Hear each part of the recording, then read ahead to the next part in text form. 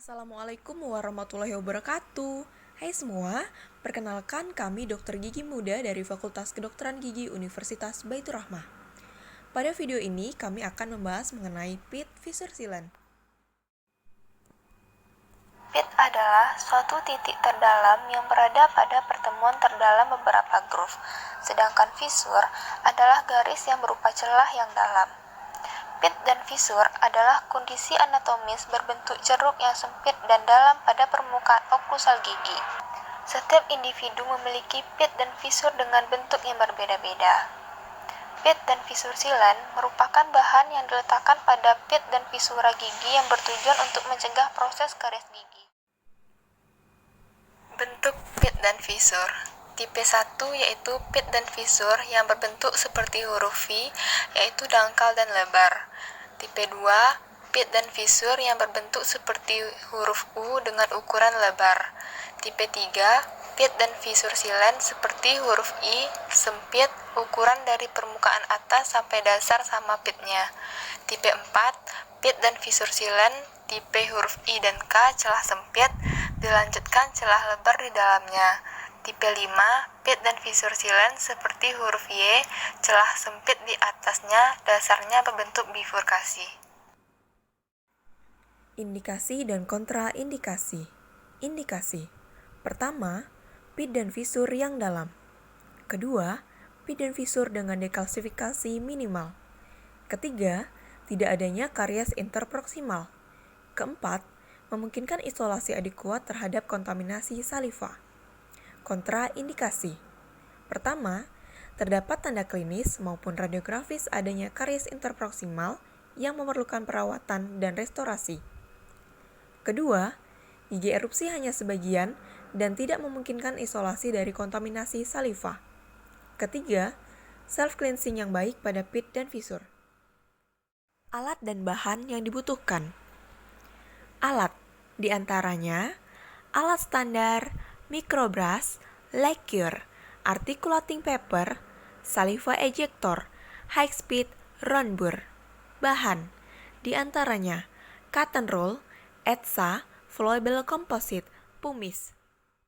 Indikasi dan kontraindikasi penggunaan bahan sealant GIC. Yang pertama, digunakan pada gigi sulung, kemudian kekuatan kunyah relatif tidak besar, kemudian insidensi karies tinggi, kemudian erupsi belum sempurna, serta pasien tidak kooperatif. Sedangkan indikasi dan kontraindikasi penggunaan bahan sealant resin, yang pertama, digunakan pada gigi permanen, kemudian gigi yang beban kunyahnya besar, kemudian selanjutnya gigi yang sudah erupsi sempurna, serta area gigi bebas dari kontaminasi dan mudah dikontrol.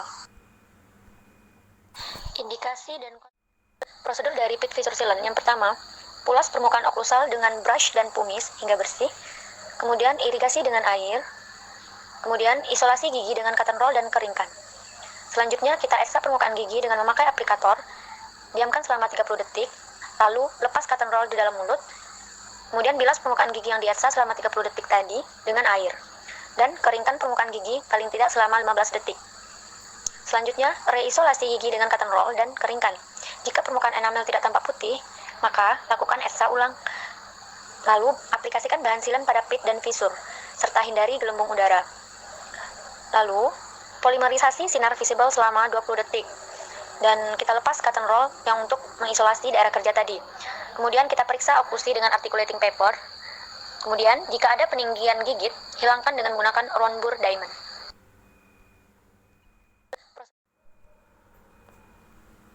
Berikutnya yaitu tahapan pit fissure sealant berbasis GIC.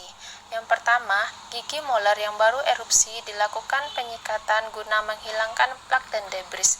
Selanjutnya, campurkan bahan fissure sealant.